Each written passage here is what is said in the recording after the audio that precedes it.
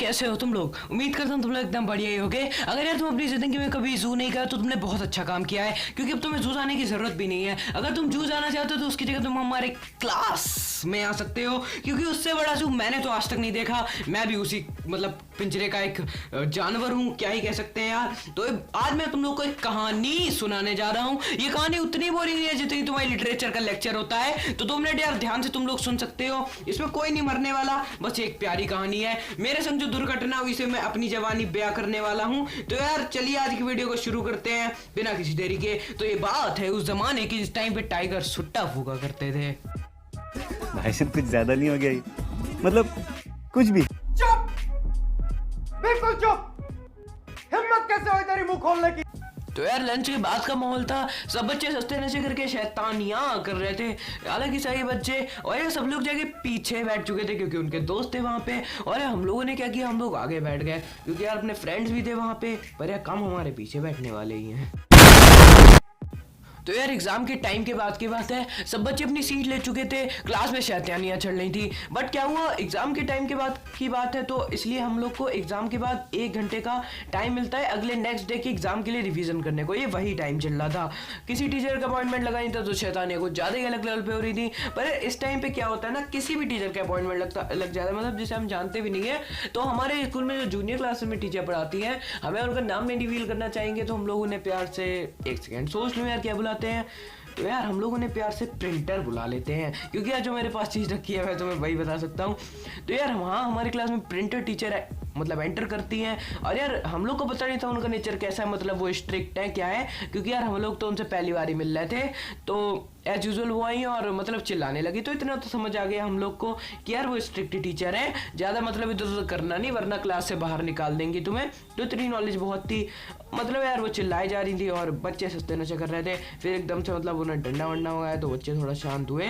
But फिर क्या हुआ, उन्होंने हम लोग को कुछ लर्न करने को दे दिया जो कि हम लोग बिल्कुल नहीं चाहते थे। सोचा था यार घर पे जाके लर्न करेंगे, मौज मस्ती कर लेते हैं, पर उन्होंने कहा लर्न करो और 10 मिनट के अंदर अंदर हमें सुनाओ, जो कि हमें पता था कोई नहीं सुनाने वाला है, क्योंकि यार ऑनलाइन पढ़ने के बाद ऑफलाइन एग्जाम में तुम क्या एक्सपेक्ट करोगे यार। तो भाई यही सब चल रहा था। उन्होंने हमसे कहा कि मतलब पढ़ाई वढ़ाई करो, सब लोग कर रहे थे। फिर क्या हुआ, पीछे वाले बच्चे दोबारा शैतानी करने लगे। फिर वो दोबारा से चिल्लाई, अब की बोली सीधे प्रिंस मतलब मैनेजर सर के पास ले जाएंगे। तो सब बच्चे शांत हो गए, मतलब क्लास में अलग ही शांति चल रही थी।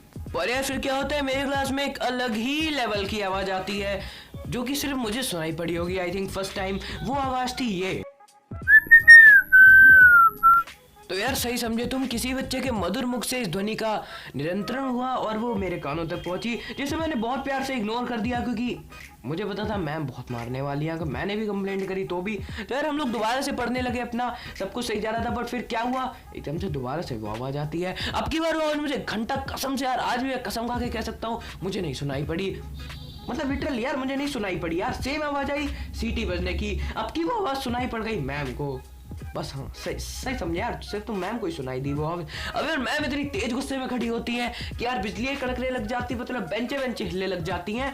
अब मैम कहती हैं सीटी किसने बजाई, मतलब मैम पीछे ही बढ़ जाती है सीआईडी की तरह। दया कुछ तो गड़बड़ थी यार, मतलब प्रिंटर टीचर कुछ अलग ही स्वैग में, मतलब सबसे जाके पूछती थी किसने सीटी बजाई, किसने सीटी बजाई। किसी को समझ में नहीं आया, मतलब लिटरली इस बार किसी को नहीं समझ आया सीटी आखिर बजाई किसने। पर यार टीचर का मानने वाली टीचर तो पड़ गई पीछे, बोली आज जिसने नहीं बताई मतलब सीटी किसने बजाई वो तो सब जाएंगे मैनेजर सर के पास। तो क्या हुआ, जैसा कि तुम जानते हो हमारे स्कूल में एक ना एक टीचर ऐसा ही होता है जिससे हमारी बहुत ज़्यादा हवा टाइट होती है, मतलब सीरियसली बहुत ज़्यादा हवा टाइट होती है। तो यार हमारे स्कूल में वो टीचर थी, मैं उनका नाम नहीं लेना चाहूँगा।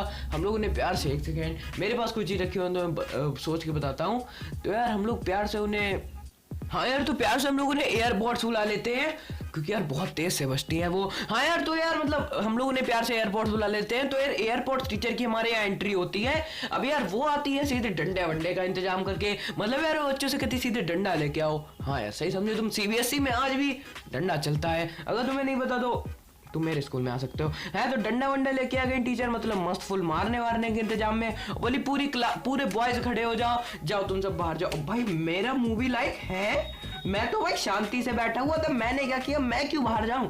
इतने वक्त में यार प्रिंटर टीचर हमारा साथ दे देती हैं। वो कहती है आखिरी के 6 बच्चों को छोड़ दो, मतलब पहले के 6 बच्चों को, बाकी सबको तुम्हें जो करना है घंटा करना है तुम घंटा करो, जाके मारो पीटो, तेल निकालो, कचाई निकालो, कुछ भी करो जाके।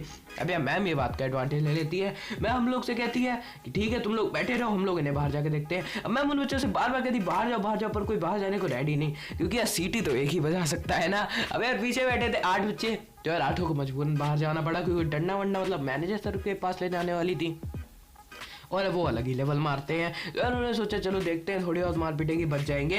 अब यार पर बात ऐसी आ गई कि बाहर भी कोई बताने को तैयार नहीं, सीटी किसने बजाई। मतलब मैं तो बहुत आगे बैठा था जहां से सीटी बजी थी, पर यार पीछे जो अरे यार मुंह भी कंफ्यूज हो रहा है, पीछे जो बच्चे बैठे थे वो भी बताने को तैयार नहीं।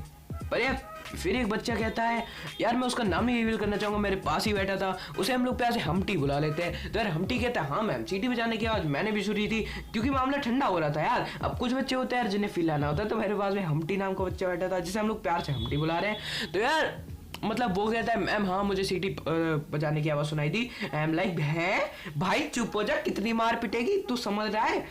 एंड लिटरली मैम मान गई। मैम ने कहा अब तो बजेंगे भाई सब, तुम बताओ भाई सीटी बजाई किसने है। अब मतलब ये टीचर को भी हमारे कोई आइडिया नहीं और बच्चों को भी आइडिया नहीं। फिर यार गर्ल्स ने मतलब थोड़ी बहुत उंगली करना शुरू कर दी कि मैम हाँ मुझे लग रहा है उस वाली बेंच से आवाज आई, उस वाली बेंच जिसे मैंने घंटा भी नहीं सुना। अब यार तुम्हें तो पता ही होगा कि क्लास में कोई भी मैटर चल रहा, सबकी मतलब आदत आती है कोई ना कोई उंगली करने की। तो यार बहुत कंफ्यूजन के बाद मेरे को लगा मामला ठंडा हो गया है, मैम किसी को मारने नहीं वाली, मैम किसी को बाहर नहीं ले जाने वाली। बट यार एकदम से मैम कहती हैं यही नहीं अभी और सुनिए। देन यार क्या होता है, मैम कहती है यार तुम आठों बाहर ही आ जाओ, 4 स्टिक खा के मामला खत्म करो। अब उनकी 4 स्टिक ऐसी होती कि यार तुम्हारी खाल उधर जाएगी और तुम्हारे गुर्दे मुंह में आने वाले हैं बहुत गंदे तरीके से। तो यार सब बच्चे 4 स्टिक खा के अब मतलब वापस आ जाते हैं। अब मामला फाइनली ठंडा हो गया। मैम के लेक्चर्स कि तुम लोग सीबीएसई बोर्ड में पढ़ते हो फिर भी ऐसी हरकतें करते हो, तुम्हें शर्म नहीं आती, ये वो। तो यार बस स्टोरी का एंड करते हैं। अब यार स्टोरी का एंड करते टाइम मैं तुम्हें कुछ बताना चाहता हूँ। गाइस सीटी मैंने बजाई थी।